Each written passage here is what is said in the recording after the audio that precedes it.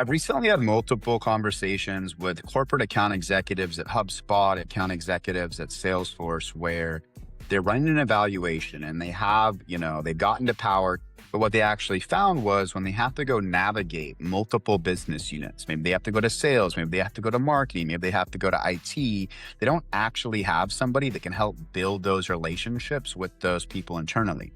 The other thing that I'm finding is a lot of the times, even though multiple people could be involved in a deal cycle, they're thinking they're multi-threaded, but they're still single-threaded. The reality is, let's say the buying committee is 10 people. There's going to be 2 or 3 people generally that don't want to buy your product.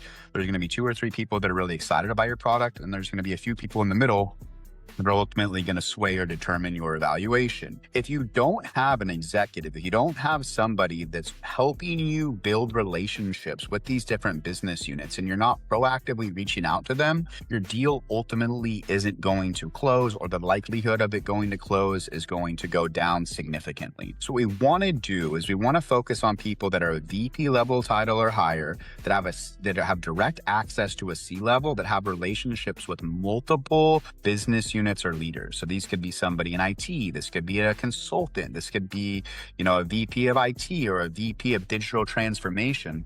And if that person isn't able to introduce you to those functional business leaders, then it's up to you to proactively reach out to them directly on a one-on-one basis to introduce yourself, understand what their goals and priorities are, and start to determine what camp they ultimately fall in, right? Just like in politics, 40% of the people are going to be on the left, 40% of the people are going to be on the right, and it's the middle that ultimately decides which way the election sways. That's really what's happening in a lot of the deal cycles, and that's why you're ultimately losing.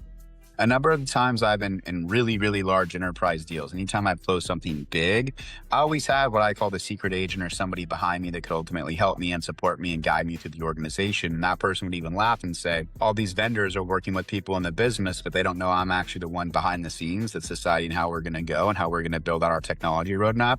And that person ultimately works directly with the CFO.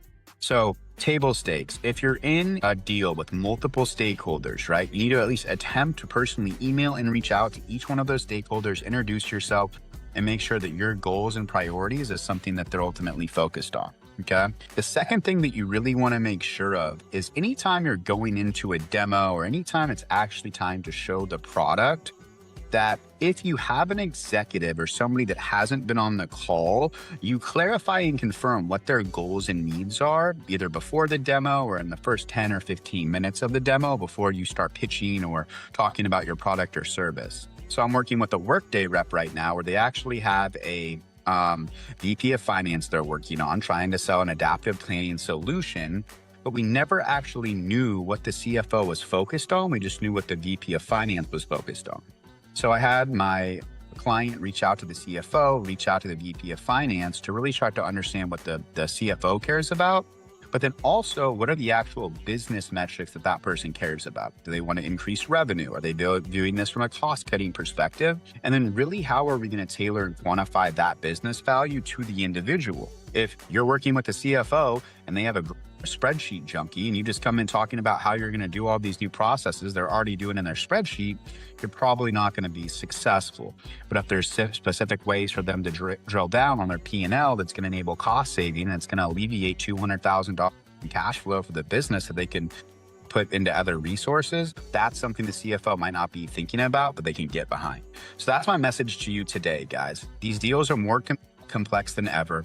You have multiple stakeholders. You need to attempt to at least have a touch point or build relationships with each and every single one of those. And if you're going into a demo and you're bringing in power for the first time, you can't just assume that what your champion cares about and what the executive cares about is the same thing, because oftentimes it's completely different. You might have a marketing leader that really cares about having great workflow automations and customer journeys and certain integrations, but the CMO ultimately cares about what? Are we going to be able to produce enough MQLs to increase our revenue? Is this going to fit in with the rest of the marketing stack? And hey, maybe they're acquiring companies through M&A and they want to know, is this something that's going to be scalable and that they can integrate as they acquire more and more companies?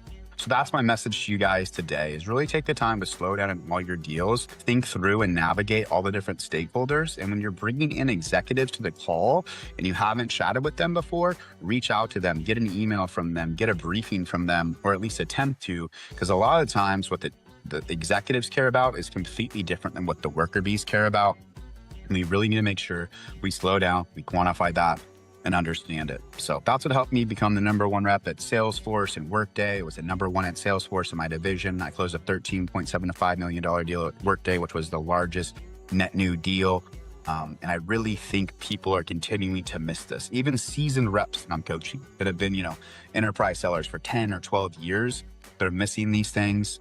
The environment's changing. A lot of the times we just have to get back to the basics. So anyways, I hope that's helpful. If you want to learn more about the alpha selling methodology, if you want to take your career to the next level, go to my YouTube, look at all my client testimonials, and let's look at time to connect things.